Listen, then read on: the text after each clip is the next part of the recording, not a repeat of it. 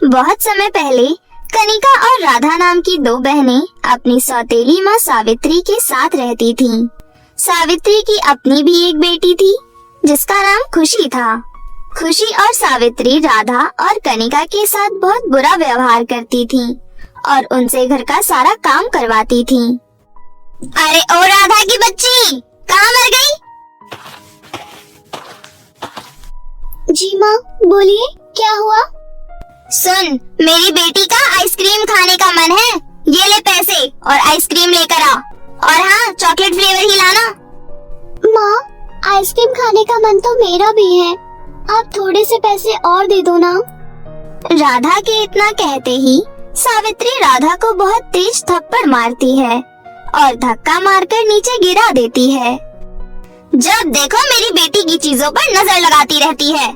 खड़ी हो और मेरी बेटी के लिए आइसक्रीम लेकर आ। रोते रोते राधा वहाँ से चली जाती है। रास्ते में राधा मन ही मन कहती है, पिताजी ने अपनी खुशी के लिए दूसरी शादी कर ली। खुद तो वो मजे से शहर में है, लेकिन यहाँ पर मेरी और दीदी की जिंदगी सौतेली माँ ने नर्क बना रखी है। राधा सुनसान सड़क पर अकेली चल रही थी। तभी पीछे से एक चोर आता है और उसके पैसे छीनकर भाग जाता है। अरे चोर, पकड़ो चोर को, मेरे पैसे लेकर भाग रहा है, कोई पकड़ो उसे। लेकिन तब तक बहुत देर हो चुकी थी। चोर बहुत दूर भाग चुका था। हे भगवान, अब मैं क्या करूं? अब मैं आइसक्रीम कैसे खरीदूंगी? और अगर मैंने आइसक्रीम नहीं खरीदी तो माँ मुझे बहुत मारेगी और मेरी बातों का विश्वास भी नहीं करेंगी। लेकिन राधा हिम्मत करके आइसक्रीम की दुकान पर जाती है और आइसक्रीम वाले से कहती है, अंकल जी, एक चॉकलेट वाली आइसक्रीम दे दो। जरूर बेटा, लाओ पैसे दो। अंकल जी, मेरे पास पैसे नहीं है। मैं क्या यहाँ पर फ्री में लंगर बांट रहा हूँ? जब देखो मुंह उठाकर आ जाता है कोई भी। जा यहाँ से, पता नहीं कहाँ से आ जाते हैं। थोड़ी देर बाद राधा घर पहुँचती है। क्यों री कलमुही, इतना समय क्यों लग गया आने में? और आइसक्रीम कहाँ है? माँ, वो आइसक्रीम। क्या वो कर रही है? कहाँ है आइसक्रीम? जल्दी बताओ। माँ, एक चोर सारे पैसे छीन कर ले गया। मैं आइसक्रीम नहीं खरीद पाई। अरे माँ, ये देखो कितना झूठ बोल रही है। उन पैसों से इसने खुद ही आइसक्रीम खा ली होगी। दोनों माँ बेटी मिलकर राधा को पीटने लगती हैं। आज पूरे दिन तुझे खाना नहीं मिलेगा। जा यहाँ से और घर का काम कर, हरामखोर कहीं की। रोते रोते राधा अपनी बड़ी बहन कनिका के पास आती है और सारी बात बताती है। बहन, तुम रो मत, मुझे पता है तुमने ऐसा नहीं किया। दीदी, हमें इन दोनों से कैसे छुटकारा मिलेगा? इन दोनों ने हमारी जिंदगी नर्क बना रखी है। तू चिंता मत कर बहन, बहुत जल्दी सब कुछ ठीक हो जाएगा। दोनों बहनें मिलकर घर का सारा काम करती हैं। थोड़ी देर बाद कनिका सावित्री के पास जाती है और कहती है, माँ, घर का सारा काम हो गया, अब हमें खाना दे दो और राधा का भी खाना दे दो। अभी राधा छोटी है, उससे गलती हो गई। उसकी तरफ से मैं आपसे माफी मांगती हूँ। आगे से कभी भी वो ऐसा नहीं करेगी। माँ, आप राधा को खाना मत देना, उसने मेरी आइसक्रीम खाई है, उसको आप खाना मत देना। और आप अगर उसको खाना दोगे तो मैं खाना नहीं खाऊंगी। अरे मेरी प्यारी गुड़िया, ऐसे मुंह मत फुलाओ। मैं उसको खाना नहीं दूंगी बेटा। इतना कहकर सावित्री कनिका को एक रोटी देती है। ये पकड़ एक रोटी और जा यहाँ से। और अगर अब कुछ बोलेगी तो तेरा भी खाना बंद कर दूंगी मैं। कनिका एक रोटी लेकर राधा के पास आती है और कहती है, राधा, खाना खा ले। मैंने तो खा लिया। एक रोटी मैंने तुम्हारे लिए बचा दी है, ये तुम खा लो। लेकिन माँ को मत बताना कि मैंने तुम्हें रोटी दी थी। आप झूठ बोल रही हो दीदी, मुझे पता है आपने कुछ नहीं खाया है। ये रोटी आप ही खा लो, मुझे बिल्कुल भूख नहीं है। अच्छा ठीक है, एक काम करते हैं, इसे आधा आधा खा लेते हैं। दोनों बहनें उस रोटी को आधा आधा खा लेती हैं और रोटी खाकर चुपचाप सो जाती हैं। अगले दिन सावित्री राधा और कनिका को अपने पास बुलाती है और कहती है, सुनो तुम दोनों, ये लो पैसे और बाजार से जाकर फल और सब्जियां ले आओ। और हाँ, आज तुम दोनों बाजार बिना चप्पल के जाओगी, यही तुम्हारी सजा है। लेकिन माँ, बाहर तो इतनी तेज धूप है, हम नंगे पैर कैसे चलेंगे? मैंने एक बार बोल दिया तो बोल दिया, जाओ यहाँ से, बाजार से सब्जियां लेकर आओ, नहीं तो प्रेस से तुम्हारे हाथ जला दूंगी। रोते रोते दोनों बहन बाजार चली जाती हैं। बाहर धूप बहुत तेज थी, दोनों के पैर जल रहे थे। दीदी, मेरे पैर जल रहे हैं, मुझसे चला नहीं जा रहा। राधा, तू एक काम कर, इस पेड़ के नीचे बैठ जा, मैं सब्जियां लेकर आ जाती हूँ। तभी कनिका और राधा के पास एक बुढ़िया आती है। अरे बेटे, मुझे चक्कर आ रहे हैं, क्या तुम ये सामान मेरे घर तक छोड़ दोगे? बस थोड़ी ही दूर पर मेरा घर है। आइए दादी, आप हमारे साथ चलिए, हम आपके सामान और आपको घर छोड़ देते हैं। दोनों बहनें बुढ़िया का सामान लेकर बुढ़िया के पीछे पीछे चलने लगती हैं। थोड़ी देर बाद कनिका और राधा बुढ़िया के घर पहुंच जाती हैं। तुम दोनों का बहुत बहुत शुक्रिया, तुम दोनों तो बहुत ही संस्कारी हो। लेकिन बेटी, तुम दोनों इतनी गर्मी में कहाँ जा रही थी और तुम नंगे पैर क्यों हो? बूढ़ी औरत की बात सुनकर राधा रो पड़ती है और कहती है, दादी, हमारे घर में हमारी सौतेली माँ है जो हम पर बहुत अत्याचार करती है। आज तो उन्होंने हद ही कर दी, हमें नंगे पैर इतनी धूप में बाजार में सब्जी लाने को भेज दिया। हे भगवान, तुम्हारी सौतेली माँ तो बहुत ही दुष्ट औरत है।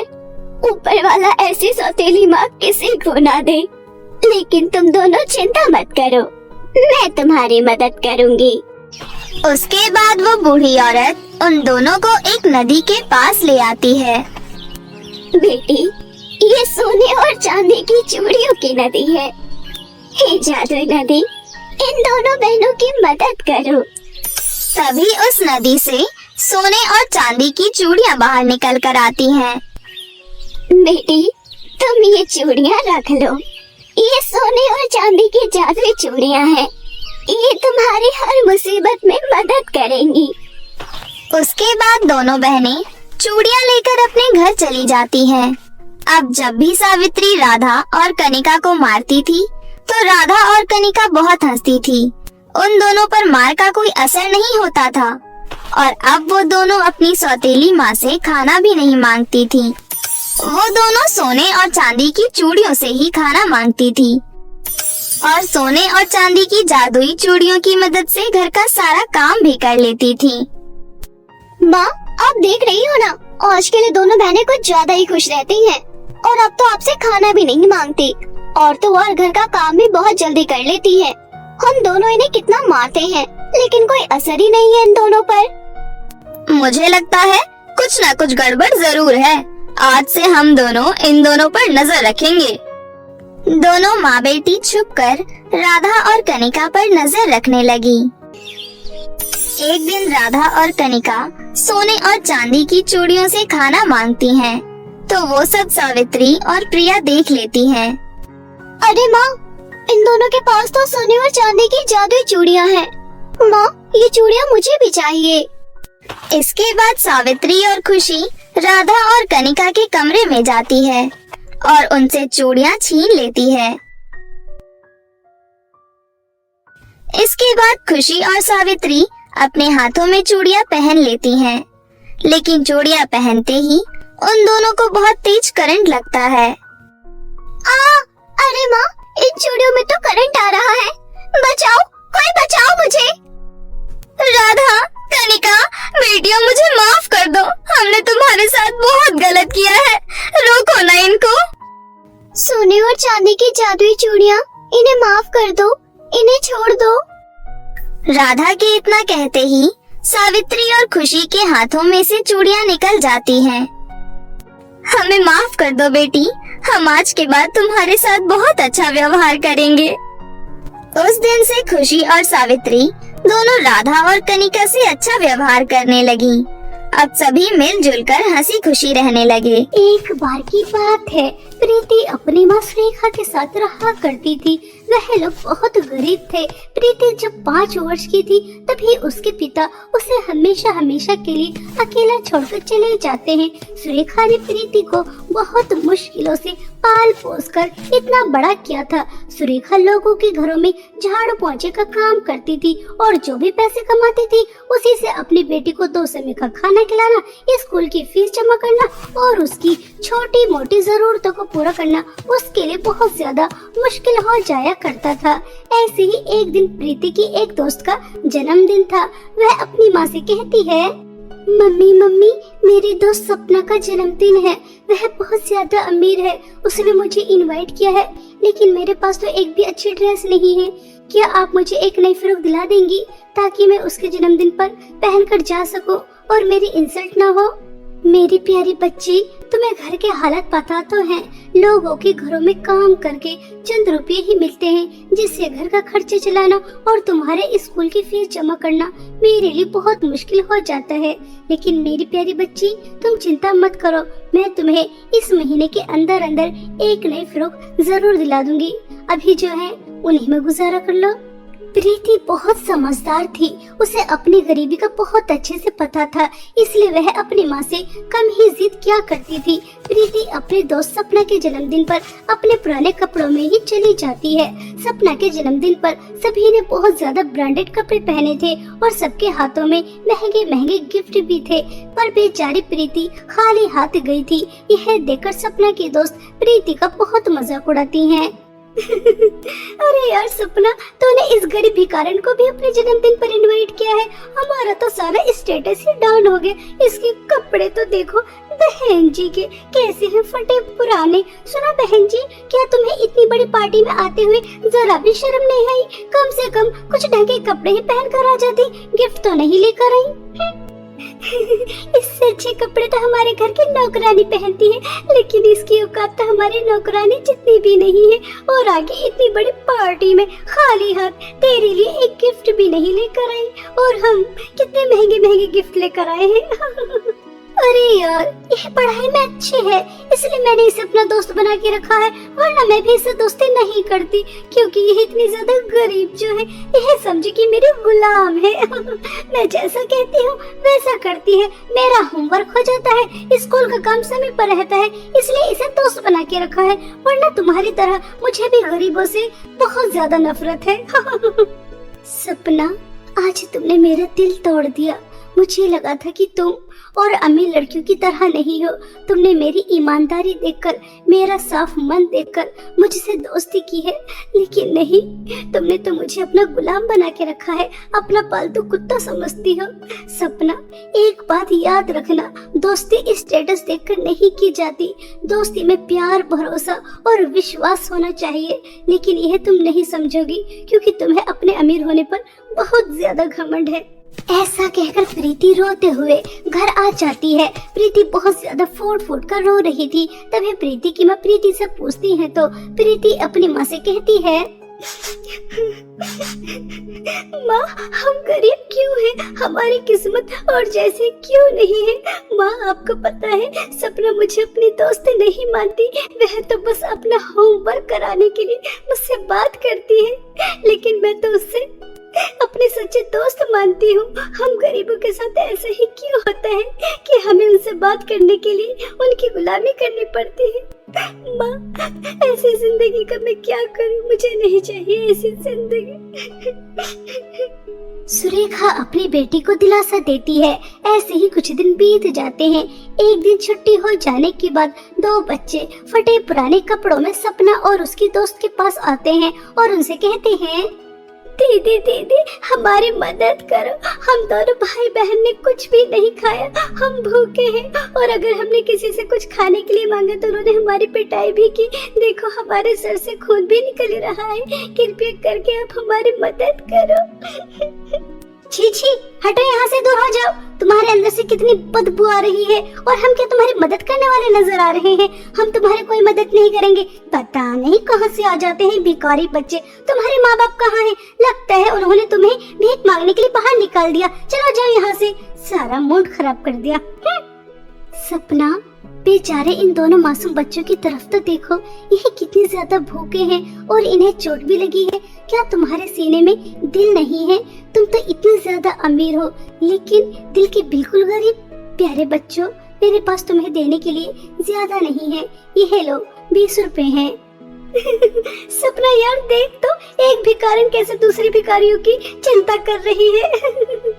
ऐसा कहकर सपना और उसके दोस्त प्रीति का बहुत मजाक उड़ाते हैं, लेकिन प्रीति को उनकी बात का बुरा नहीं लगता और वह दोनों बच्चों की मदद कर कर घर जा रही थी कि तभी उसे रास्ते में एक जख्मी कुत्ता मिलता है। वह दर्द से करहा रहा था। प्रीति उस कुत्ते की मदद करती है। प्रीति, ये तो क्या कर रही है? इस कुत्ते में से कितनी ज्यादा बदबू आ रही है, मक्खियाँ भी भिन भिना रही है। तूने इसे गोद में उठा लिया? छी। सपना, तुम्हें दिखाई नहीं दे रहा? यह दर्द में है, हमें इसकी मदद करनी चाहिए। हमें मुसीबत में आए इंसान हो या जानवर, सभी की मदद करनी चाहिए। यह इंसानियत होती है। और तुम्हें इतनी बदबू आ रही है तो और दूसरे रास्ते से चली जाओ। लेकिन नहीं जाओगी, घर जाने का तो सिर्फ एक यही रास्ता है ना। पता नहीं तुम हमेशा अपने घमंड में चूर चूर क्यों रहती हो। ज्यादा बकबक मत कर, मुझे भी कोई शौक नहीं है तेरे साथ घर जाने का। वो तो घर जाने का सिर्फ एक यही रास्ता है, इसलिए तेरे साथ जा रही हूँ। सपना प्रीति से ऐसा कह ही रही थी कि तभी वह कुत्ता एक सुंदर परी के रूप में आ जाती है और वह सुंदर परी प्रीति से कहती है, प्रीति, तुम बहुत अच्छी हो, तुम्हारा दिल बहुत बड़ा है। तुम्हारे पास सिर्फ 20 रुपए ही थे और वह भी पैसे तुमने गरीब बच्चों को दे दिए। फिर तुम्हें एक जख्मी बदबूदार कुत्ता मिला, तुमने उसकी मदद करने में 1 मिनट भी नहीं लगाई। और सपना, तुम बहुत बुरी हो। तुम्हारे पास कितनी सारी धन दौलत है, लेकिन उस धन दौलत का क्या फायदा जो वह दूसरों के काम न आ सके। प्रीति, मैं तुम्हें अपनी दुनिया में लेकर जाना चाहती हूँ। वहाँ पर मेरे जादुई फ्रॉक की 3 नदियाँ हैं। वहाँ जाकर तुम्हें बहुत अच्छा लगेगा और वह नदियाँ बहुत ज्यादा सुंदर हैं। परी की यह बातें सुनकर प्रीति बहुत खुश हो जाती है, लेकिन सपना अंदर ही अंदर बहुत ज्यादा चिढ़ती है। देखो तो, इस गरीब की किस्मत अब ये परी के साथ परी की दुनिया में जाएगी। परियों की दुनिया तो कितनी ज्यादा सुंदर होती है और ये परी इसे अपनी जादुई फ्रॉक की 3 नदियाँ भी दिखाएगी जो कि बहुत ज्यादा सुंदर है। इस गरीब के तो मजे आ गए। परी जी, अगर आप बुरा न मानो तो क्या मैं अपनी दोस्त सपना को भी आपकी दुनिया में लेकर आ सकती हूँ? आपकी जादुई फ्रॉक की 3 नदियाँ अगर सपना भी मेरे साथ देखेगी तो मुझे बहुत अच्छा लगेगा। ठीक है, अगर तुम अपनी दोस्त सपना को हमारे साथ लेकर आना चाहती हो तो शौक से लेकर आओ, लेकिन एक बात का हमेशा ध्यान रखना, वहाँ जाकर किसी भी चीज का लालच मत करना, वरना उसका अंजाम अच्छा नहीं होगा। वह परी सपना और प्रीति को अपने साथ अपनी दुनिया में ले जाती है। सपना और प्रीति वहां जाकर वहां के सुंदर सुंदर नजारे देखकर बहुत खुश होती हैं। सपना और प्रीति को परियों की जादुई फ्रॉक की 3 नदियां नजर आती हैं। एक नदी के पास सोने का फ्रॉक था, दूसरी नदी के पास चांदी का फ्रॉक था और तीसरी नदी के पास फटा पुराना बहुत बेकार सा फ्रॉक था, जिन्हें देखकर प्रीति और सपना दोनों ही चौंक जाती हैं। तभी वहाँ पर रानी परी आती है और वह सपना और प्रीति से कहती है, तुम्हारे सामने परियों की 3 फ्रॉक की नदी है। अगर तुम जादुई तीसरी नदी का फ्रॉक पहनती हो तो तुम एक ऐसी दुनिया में पहुंच जाओगी जहां पर लोगों को मदद की जरूरत है। वहां जाकर तुम उनकी सेवा करोगी, लेकिन उसके बदले तुम्हें कुछ भी नहीं मिलेगा। और अगर तुम जादुई सोने और चांदी की नदी के फ्रॉक पहनती हो तो तुम्हें बहुत सारी धन दौलत मिलेगी। अब तुम्हारे हाथ में है कि तुम परियों की जादुई फ्रॉक की कौन सी नदी का कौन सा फ्रॉक पहनना चाहती हो। परी जी, मुझे आपकी जादुई तीसरी नदी का फ्रॉक चाहिए ताकि मैं मुसीबत में आए लोगों की मदद कर सकूं। मुझे धन दौलत का लालच नहीं है, मेरे पास जो भी है मैं उसी में खुश हूँ। हमेशा तो बेवकूफ ही रहना, तो इतनी ज्यादा गरीब है फिर भी तो लोगों की भलाई के बारे में सोच रही है। तो जैसा पागल मैंने आज तक नहीं देखा। मेरे पास तो इतनी सारी धन दौलत है, फिर भी मुझे तो धन दौलत ही चाहिए जिसकी मदद से मैं पूरी दुनिया पर राज करूंगी।